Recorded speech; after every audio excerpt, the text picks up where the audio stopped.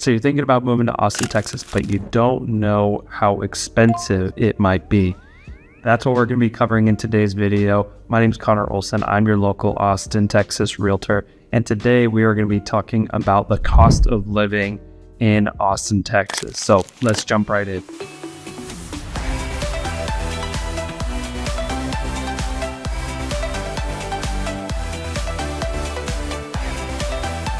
So the main expense you're going to run into in Austin, Texas, and in most cities right now is cost of living. We all know that home prices have skyrocketed recently. Rents are up.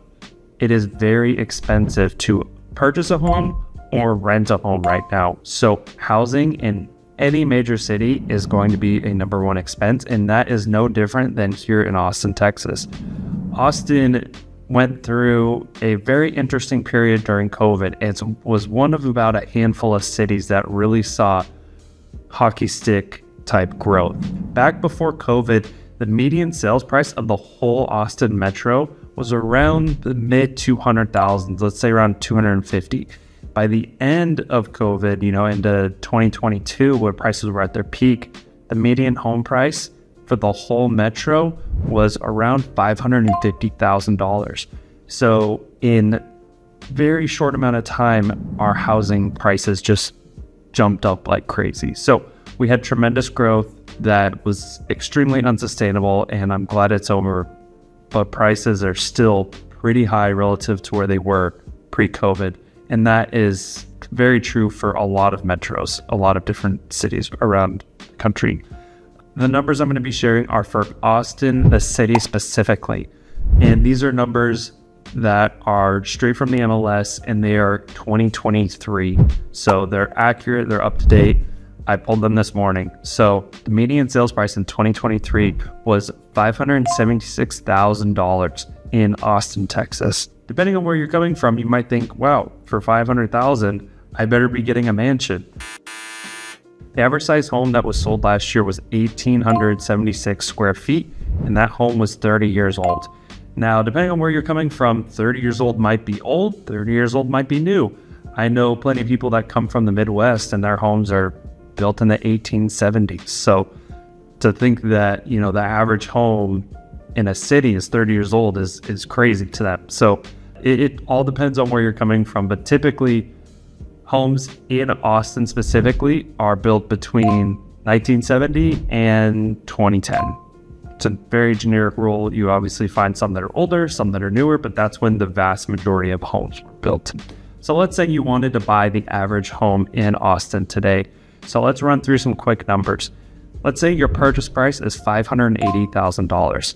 You are buying it today with an interest rate around 6.75%. That's where we are here in the spring of 2024. That's kind of an average I'm seeing right now in the offers that I'm writing up for my clients. Let's assume you're putting 10% down, or $58,000.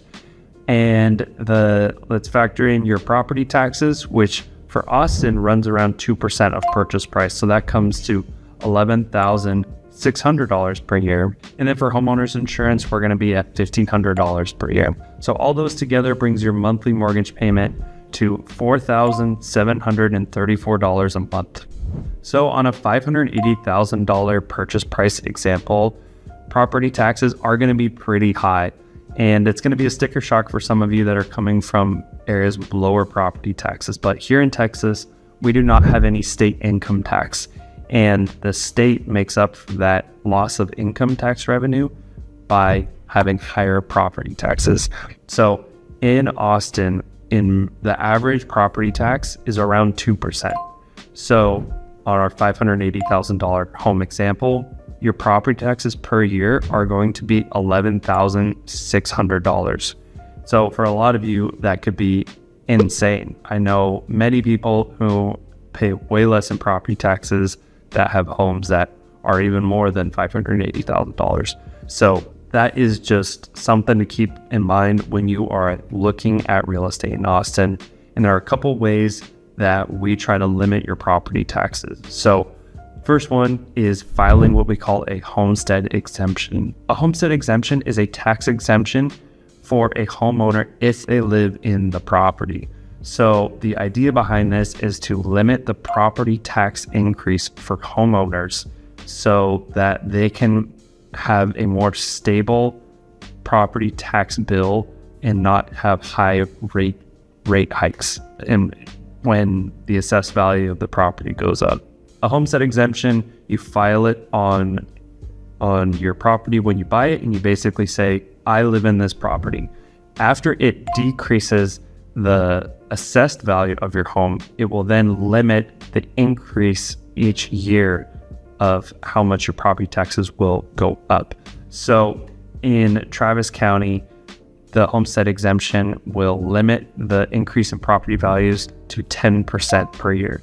So that might seem crazy, but over the past few years with COVID, there are some homes that saw a 75% increase in assessed values. So by having this homestead exemption, people were saving thousands and thousands of dollars, especially when you have a high tax rate like we have here in Texas. The second way to keep your property taxes low are to fight your property taxes each year. The tax office will assess the value of your home each year, and you as a homeowner it is your job to fight that and make sure that the assessed value is accurate based on today's market. So you can do this yourself. I'm more than happy to help you. If you want to know the value of your home, I can send you some comps and you can fight it on your own.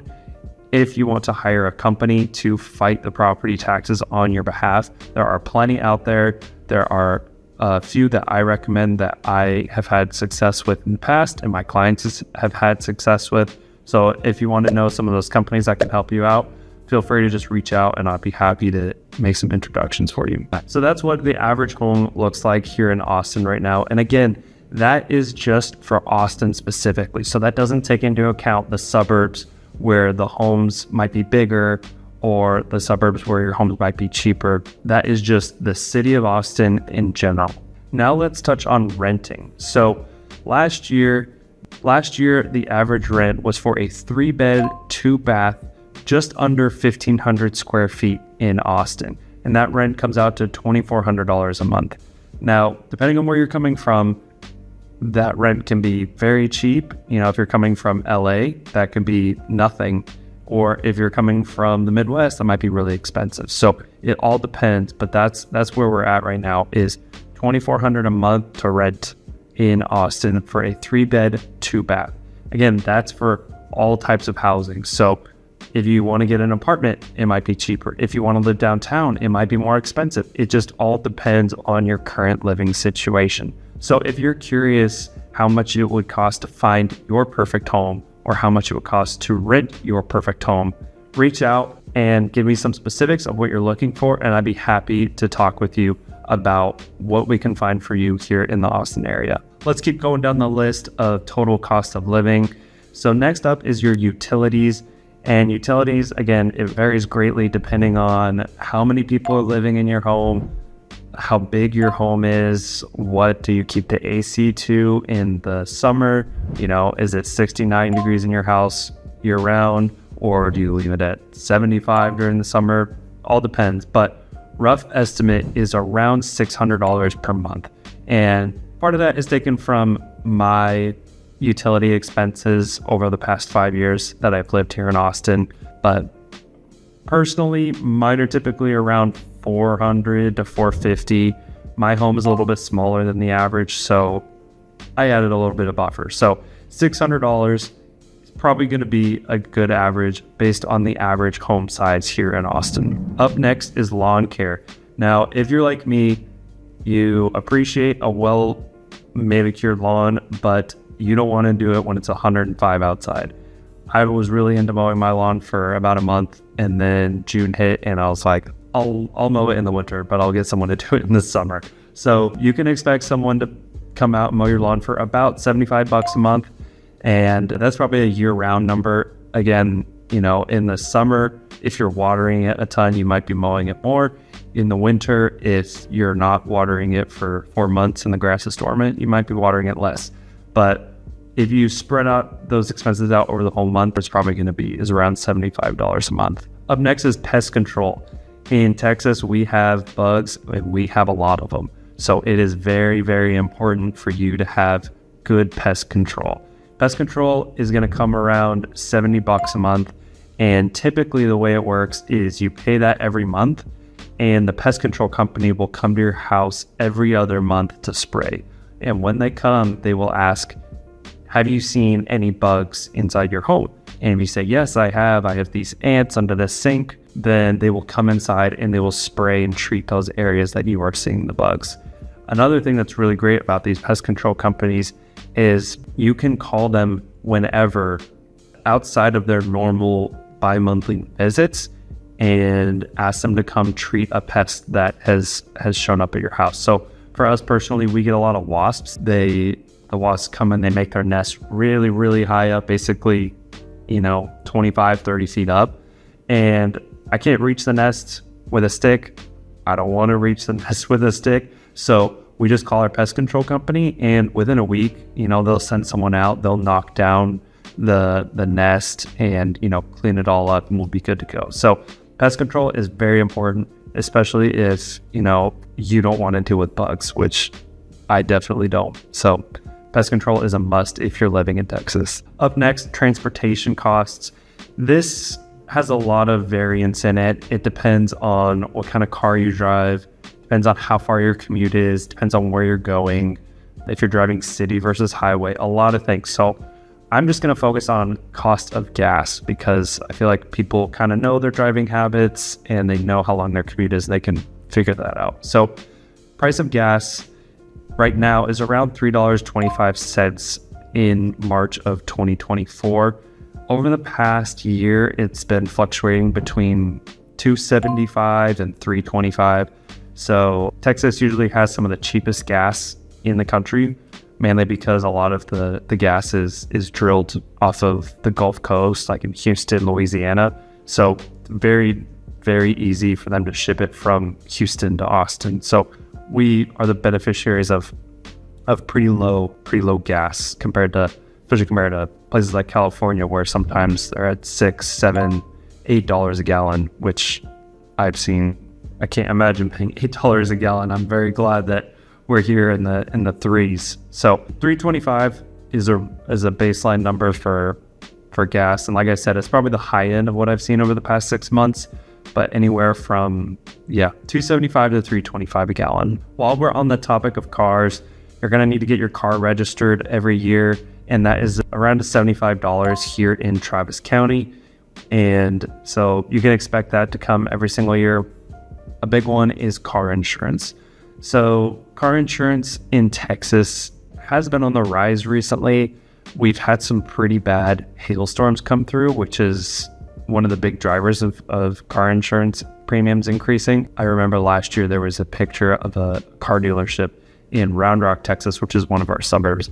And it was just a line of 30 cars to this dealership and just pelted with hail damage. All the windshields were broken, all the roofs were dented, just destroyed these cars. So car insurance has been increasing. For me personally right now, it's about $95 a month, and that's for a 2016 vehicle that I drive. So it depends on your car, it depends on your driving habits, how many accidents, things like that. But you could expect that those premiums will be going up in the coming years because we've just had a lot of hail damage that have come through, and so car insurance is definitely on the rise. Up next is food, and according to bestplaces.net, we're actually pretty close to the average food prices in the United States. We're about 3% below the average across the United States. So food is relatively affordable. We have the benefit of being very close to Central America, so we get a lot of cheap produce coming through, and we're right in the middle of California and Florida. So I think that also helps when getting certain products in. So food is pretty standard, I would say. And again, depending on where you're coming from, it might be low, might be high. So food is around 3% below the average of the United States. Up next is sales tax. Sales tax comes in pretty high. It's around 8.25%. So that's definitely something to keep in mind, is if you're coming from a low sales tax state or even one that has no sales tax, that 8.25% really adds up when you start factoring in all of your daily expenses. Now, for the last one, let's talk about salary. The Bureau of Labor Statistics says that the median household income of Austin is $86,553. They also say that the unemployment rate is 3.4%. So Austin has a very strong employment market. We have a lot of people moving into the metro. We have pretty high salaries. We typically are getting high paying jobs that are relocating to Austin. Companies like to relocate here. So that contributes to the high salary and the low unemployment rate. So that wraps it up for today's video about the cost of living in Austin. Thank you so much for tuning in. If you have any questions about your specific living situation, feel free to reach out. There's a number of costs that we didn't discuss today, like daycare or the toll roads around Austin. If you have any questions about today's video or any other videos, feel free to reach out. My number is down below. Again, my name is Connor Olsen. I'm here to be your real estate resource here in Austin, Texas.